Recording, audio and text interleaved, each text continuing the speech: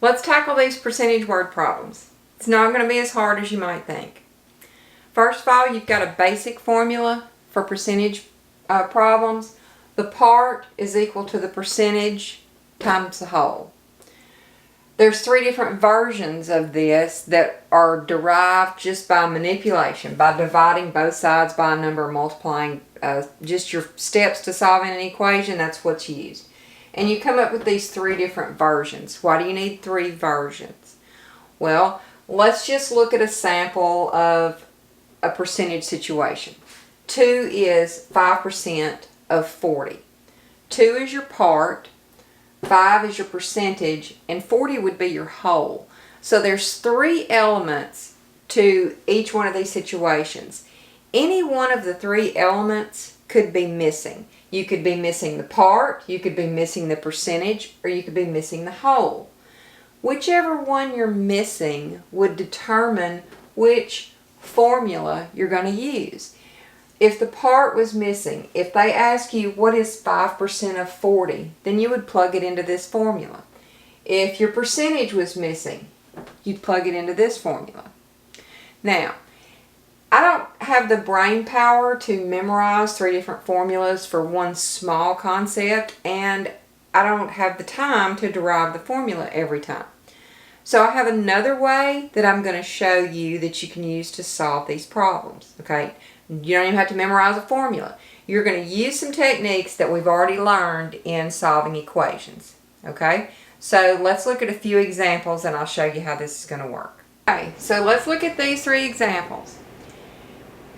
13% of 152 is what? Now in this problem you are missing the part. So you would use your first formula.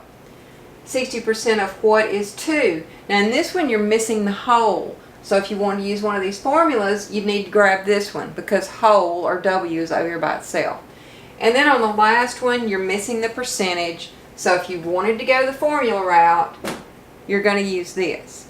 Now, I'm going to show you a way to do these without having to memorize any formula, just using those solving equation techniques that we've already learned. Let's take this one. Every time you read this sentence, you're going to write a mathematical symbol or a number. Okay? The things you need to know. What is going to be X?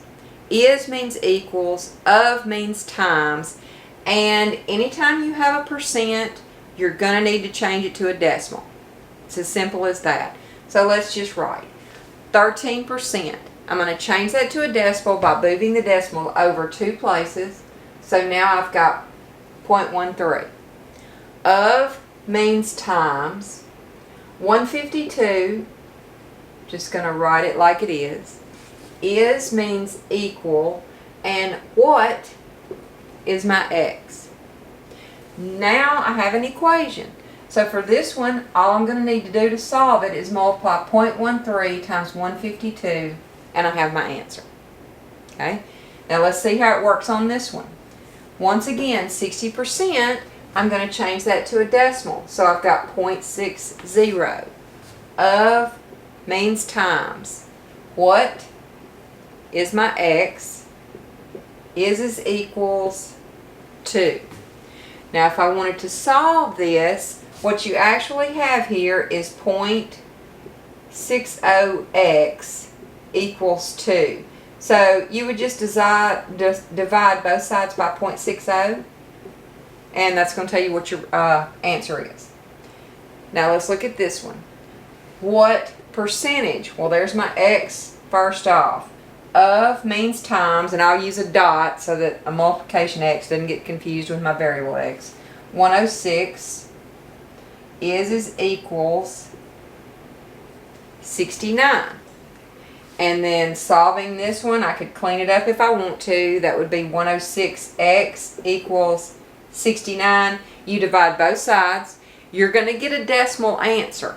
Now when you get the answer on these, you're going to need to convert them to a percent by moving your decimal 2 places to the right. Okay? What you can draw, what conclusion you can draw is on this this is one of each type of scenario too. This is it. This is the whole thing.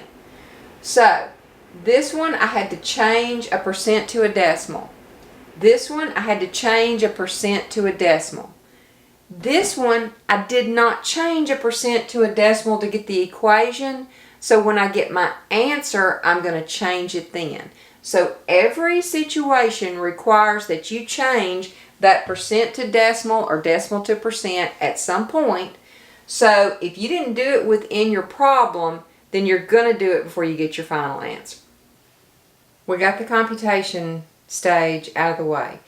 Now let's talk about the application of these problems, because to be honest, your alphabet soup tests, your ACT, HiSET, GED, ASVAB, all these different tests that you're prepping for, they're not just going to ask you a simple what's 15% of 85. They're going to give you a situation, and you're going to have to figure out which of the components they give you fit into which element of the problem. Fred worked 5 days last week. They could ask you what percent of the week did Fred work? Or they could say what percent of the week was Fred off? There's two different sides of that. Every situation that involves percent, there's two different sides, and you have to look for those. If it's a baseball game, you've got the balls that were hit and the balls that were missed. The games that were won versus the games that were lost. If it's money, if there's an item, you've got how much money did you pay or how much money did you save. If it's a survey, how many people responded versus how many didn't. How many people said yes versus how many that said no. Sometimes you have to kind of think hard to picture both sides of the situation, but it's there, so look for it. All right, let's go back to what percent of the week did Fred work. How many days are in a week total? Well, there's 7 days in the whole week. He worked part of it. He worked 5 days. So what this problem is actually asking you is what percent of 7 is 5? If I use my technique of read, write, and solve, I'm going to say x times 7 equals 5. Then I'm going to divide both sides by 7 so that x is equal to 5/7. Divide it out and you're going to get a decimal, which you would then change to a percent. Now in this problem, it's just the opposite, because he's not off 5 days, he's off 2 days. Now my whole is still the same.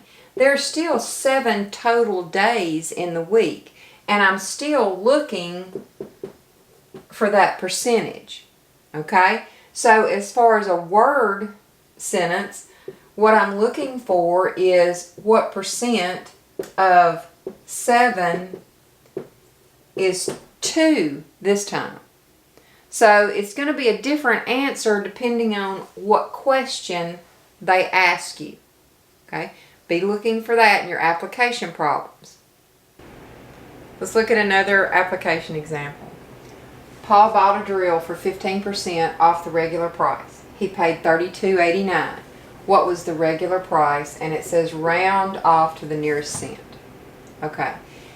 As far as my 3 elements are concerned, 15 is my percentage, $32.89 is the part, and the regular price, which is what I'm looking for, that's your whole.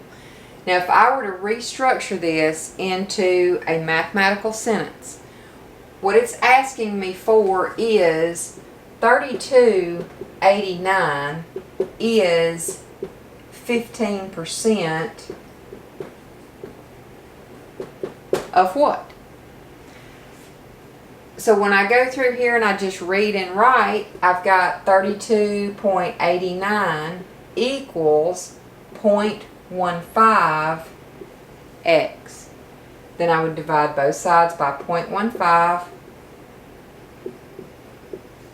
The calculator, you can quickly figure out that this is 38.69. Okay, that would be your regular price.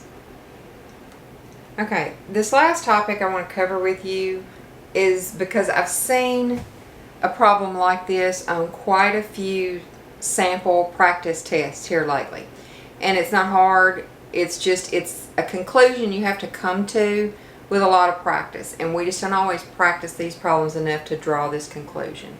The problem would look something like a $20 shirt with 8% sales tax would be the situation they gave you. And then they'd say, you know, which of these equations would find you the answer to this. Normally how you'd work the problem, you would multiply 20 times 0.08 to get the amount of sales tax, and that would give you $1.60. And then you would go back and add that $1.60 to 20 to come up with $21.60.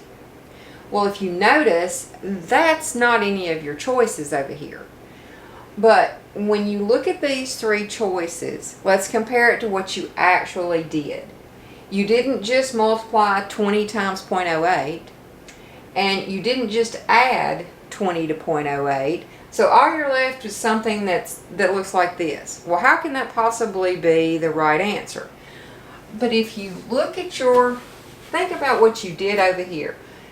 You multiplied 20, or you added 20 times 1 plus 20 times 0.08. You used the distributive property to get the final answer. And you could have added these to get 0.108. So that's why this is actually what you did. It's called a markup formula. And you usually learn that in financial math. But I'm going to show it to you here while we're doing percents and percentages anyway. I've just seen that happen a lot. So be aware of it, that they can ask you just what would be your formula. So you just look at the formulas and figure out, well, which one would give me the same answer that I got doing it my way. Okay? Alright, you got a worksheet.